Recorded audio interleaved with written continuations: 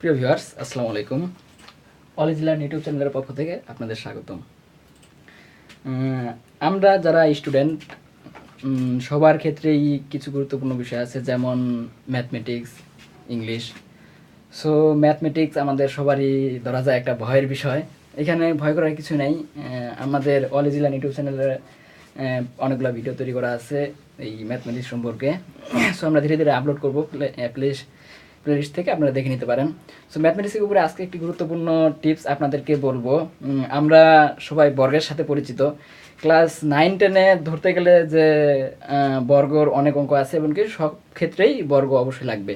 আপনাকে যদি হঠাৎ করে বলা হয় যে 113 এর বর্গ কত, আমরা কিন্তু মুখে মুখে কেউ বলে দিতে পারবো না। সো আমি যে আজকে টিপসগুলো দিব, এটি দেখার পরে আপনারা খুব সহজেই এই বর্গগুলোর কাজটা করতে পারবেন। সো এখন আমরা দেখব খুব সহজেই আমরা কিভাবে বর্গ করে ফেলতে পারি। একেবারে খুব সহজ নিয়মে আমরা যদি ভাবি যে দেখুন 11 এর বর্গ কত,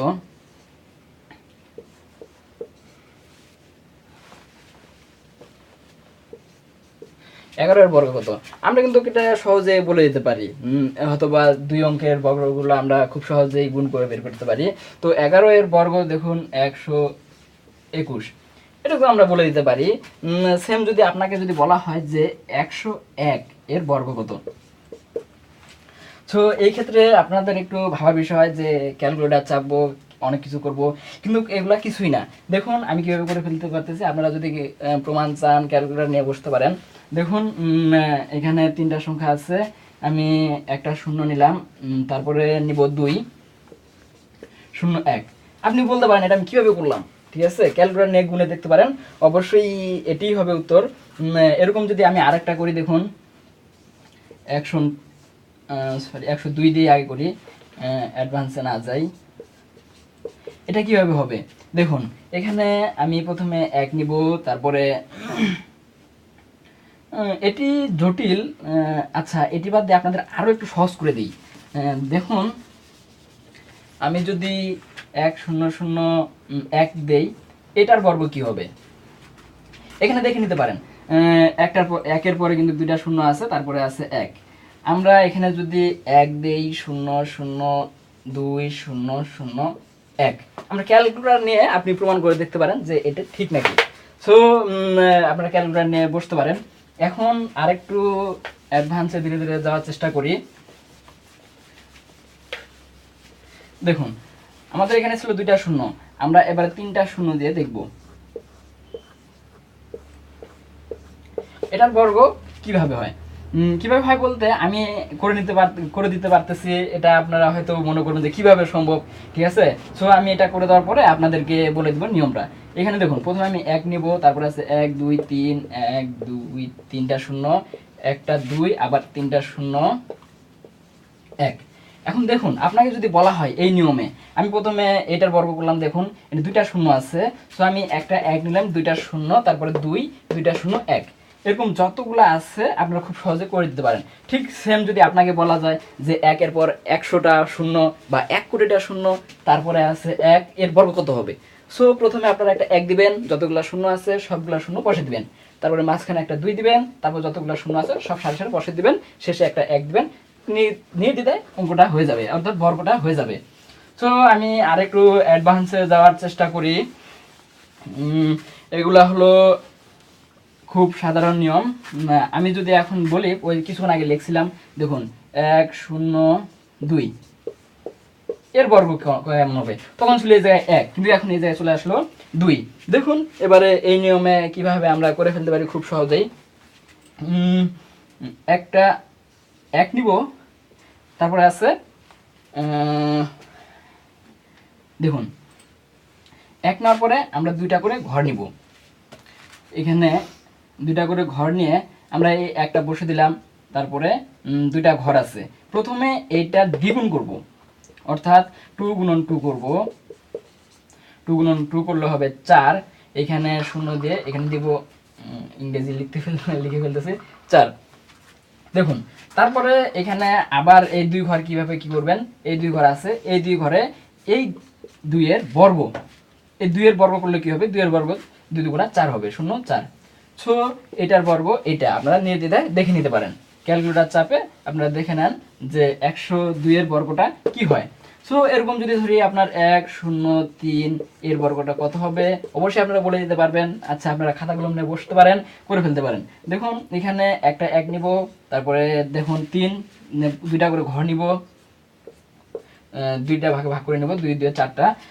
এখানে দেখুন 3 এর দ্বিগুণ, আচ্ছা 3 এর দ্বিগুণ কত হবে, 3 গুণন 3 সমান 6, সরি 3 গুণন 2 সমান 6 হবে, 0 6। এবার 3 এর বর্গ, 3 এর বর্গ হবে 9, 0 9। এটা আপনারা দেখে নিতে পারেন। তো এরকম যদি আরেকটু অ্যাডভান্সে চলে যাই আমরা, দেখুন আমরা যদি 104 এর বর্গ করি, তাহলে সেই একই নিয়ম, একটা 1 দুইটা করে ভাগে 4টা ঘর নিয়ে নিব, তারপরে দিব 4 এর দ্বিগুণ, 4 এর দ্বিগুণ হবে 8, তারপরে 4 এর বর্গ, 4 4 16, এটি হবে।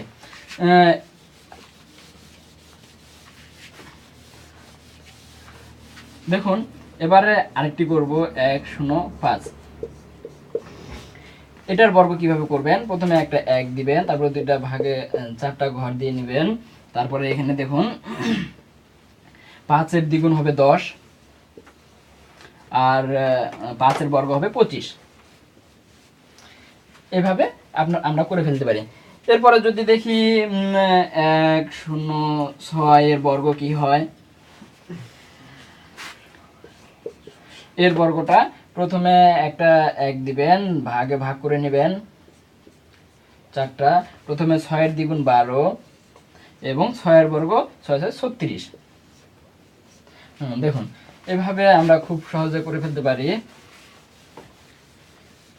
এবারে যদি আপনাকে বলা যায় যে 112 এর বর্গ কত হবে, এক্ষেত্রে দেখুন একটু হওয়ার বিষয়, তখন সবগুলাতে ছিল মাঝখানে 0, এখানে কিন্তু মাঝখানে 1 আছে, তারপরে 2 আছে। সো আমরা প্রথমে একটা 1 নিব, দুইটা ভাগে ভাগ করে নিব, ভাগ করে নেওয়ার পরে 12 এর দ্বিগুণ হবে কত, 24। দেখুন ভিডিওটা ভালো করে দেখবেন, 12 এর দ্বিগুণ হবে 24, তারপরে আছে 12 এর বর্গ, 12 এর বর্গ কত হয়, 12 এর বর্গ হবে 144। সো আমাদের এখানে ঘর আছে 144টা, আমি দেখে দিচ্ছি, এখানে 144 আমাদের ঘর আছে 2টা, কিন্তু এখানে সংখ্যা হয়ে গেছে 3টা। এই ক্ষেত্রে আমরা কি করব, এখানে শেষের 2টা সংখ্যা আমরা হুবহু বসে দিব, বসে দেওয়ার পরে এখানে আমাদের 1 থাকলো, 1 এই আমাদের এই 4 এর সাথে, দেখুন এই 4 এর সাথে যোগ করে দিতে হবে, 4 আর 1 হবে 5। সো আমাদের 112 এর বর্গ হবে এইটা। খুব সহজ নিয়ম, এই নিয়মগুলো আপনারা ফলো করতে পারেন, খুব সহজে আপনি করে ফেলতে পারবেন। এবারে প্রথমে যে আপনাকে বলছিলাম যে 113 এর বর্গ কত হবে, দেখুন সেই প্রথম প্রশ্নের সলিউশন এখন দিয়ে দিচ্ছি আপনাদের। 113 এর বর্গ কত হবে, এখানে সেই একই নিয়ম, প্রথমে একটা 1 নিব, দুইটা করে ঘর নিয়ে নিব, ঘর নেওয়ার পরে প্রথমে 13 এর দ্বিগুণ, 13 এর দ্বিগুণ হবে 26, অবশ্যই 26 আপাতত আমরা দিয়ে নিলাম, পরে চেঞ্জ করতে পারবো। এখন 13 এর বর্গ কি হবে, 13 এর বর্গ হবে 169, আপনারা দেখে নিতে পারেন। সো এখানে দেখুন, সরি একটা 7 হয়ে গেছে, 169। সো আমরা যদি এখানে শেষে 69 বসে দিই, আর থাকে আমাদের হলো 1, এই একটা, সরি ইংরেজিতে লিখতে লিখতে অভ্যাস হয়ে গেছে, 9 আর আমার বাংলাতে আসে না, 9 দিয়ে দিলাম, 169। এখানে আরেকটা হলো 1 থাকে যাচ্ছে, আমাদের এইখানে 1 যোগ করতে হবে, 6 আর 1 হবে 7।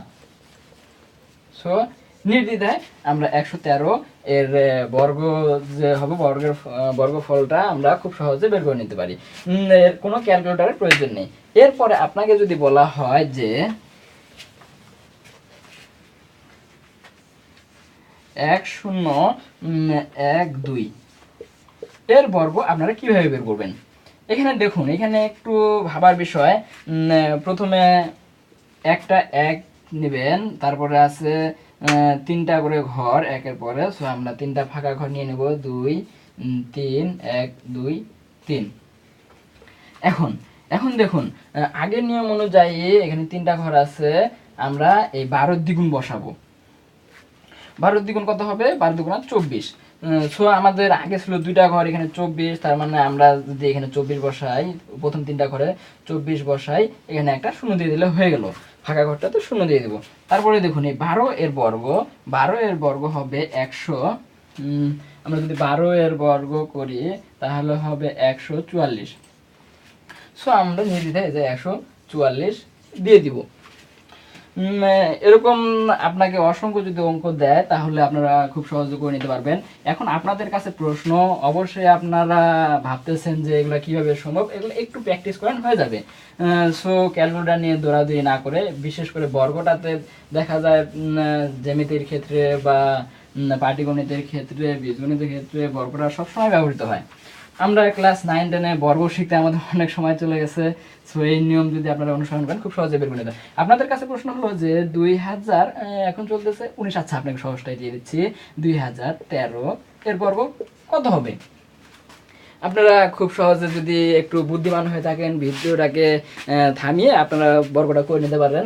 আর আমিও এটার খুব সহজ নিয়মটা আপনাদেরকে শিখিয়ে দিচ্ছি এখনই। দেখুন, প্রথমে একটা 2, অবশ্যই 2 এর বর্গ করে নিতে হবে, যেহেতু 2 আছে, 1 থাকলে আমরা 1 করে দিতাম। 2 এর বর্গ হবে 4, আমরা 4 দিয়ে দিলাম। এবারে 3টা করে ঘর নিব, 1 2 3, আবার 1 2 3। এখন দেখুন 13 এর দ্বিগুণ, 13 এর দ্বিগুণ আগের নিয়ম অনুযায়ী যদি আমরা করতাম যে 13 এর দ্বিগুণ হচ্ছে 13 দুগুণা 26। কিন্তু এক্ষেত্রে আপনার দ্বিগুণ নিলে হবে না, এই ক্ষেত্রে নিতে হবে দ্বিগুণের দ্বিগুণ। দেখুন এক্ষেত্রে নিতে হবে 13 গুণন 2 গুণন 2 সমান হবে 52। এটা নিতে হবে 52। এখন যদি আমি প্রথম 3টা ঘরে যদি 52 বসাই তাহলে কি হবে? 0 5 2, এখানে 0 5 2 হলো। এখন পরের 3টা ঘর ফাঁকা থাকলো, কারণ পরের 3টা ঘরে এখন কি করবেন? খুব সহজ নিয়ম, সে আগের মতোই পরের 3টা ঘরে 13 এর বর্গ কত হবে? আমরা বলছিলাম যে 169। এটা আপনারা ক্যালকুলেটর দিয়ে করে নিতে পারেন, সহজ ছোট সংখ্যা, এটা আপনারা এমনি করে নিতে পারেন। 169। এখন আমরা এই হুবহু 169 দিয়ে দেব। এই ছোট্টখাটো নিয়মগুলো যদি আমরা শিখে ফেলতে পারি খুব সহজে আমরা বর্গ করে নিতে পারবো। এরকম আপনি যে কোনো সংখ্যার বর্গ খুব সহজে করে নিতে পারেন। সো এই ভিডিওটা আপনাদের আশা করি অনেক কাজে লাগবে, বিশেষ করে যারা বড় আছি ছোট ভাইদেরকে অবশ্যই সহজ নিয়মগুলো শিখে দিব খুব সহজে যাতে করে নিতে পারি সময় নষ্ট না করে। এই ভিডিওটা দেখার জন্য আপনাদেরকে ধন্যবাদ। আর বিশেষ করে আমাদের এই চ্যানেলটিতে অসংখ্য প্লে লিস্ট আছে, প্লেলিস্টের ভিতরে অনেক ভিডিও আছে আমাদের সাজানো, এবং কি সাজানো হবে, আমাদের কাজ চলতেছে। আমরা খুব শীঘ্রই আপনাদের উদ্দেশ্যে ভিডিওগুলো পাবলিশ করে দিব। আর অবশ্যই আমাদের ওয়ালিজিলান ইউটিউব চ্যানেলটিকে সাবস্ক্রাইব করবেন, এবং আপনাদের যদি কোনো কিছু জানার থাকে জানিয়ে আমাদেরকে উৎসাহিত করবেন ভিডিওগুলো তৈরি করার জন্য। আর ভিডিওতে আমরা কাজ করতেছি ডিপ্লোমার কিছু স্টুডেন্ট, যেমন আমি 6 সেমিস্টারের পরেই আমি মোহাম্মদ ইউসুফ আলী, আমার সাথে আছে রবেন বাস্কে, এবং আমার ফ্রেন্ড আছে রুহুল আমিন। সো আরও অনেকেই আছে। আমাদের এই চ্যানেলটিকে পাবলিশ করার জন্য, অর্থাৎ আমাদের এখানে কোনো স্বার্থ না বললেই চলে, একমাত্র আমাদের উদ্দেশ্য হলো যে আমরা যাতে জনগণকে খুব সহজে কোনো কিছু শিখাইতে পারি। সো যে কোনো বিষয়ে আমাদের চ্যানেলটিকে সাজানো হয়েছে সর্বপ্রকার এডুকেশন সাইট নিয়ে। সো শেষে একটা কথাই যে অবশ্যই আমাদের চ্যানেলটিকে সাবস্ক্রাইব করবেন, এই বলে সবাইকে ধন্যবাদ দিয়ে অন্যদিন আর একটা টপিকস নিয়ে আসবো আপনাদের সামনে। সবাইকে ধন্যবাদ, শেষ করছি।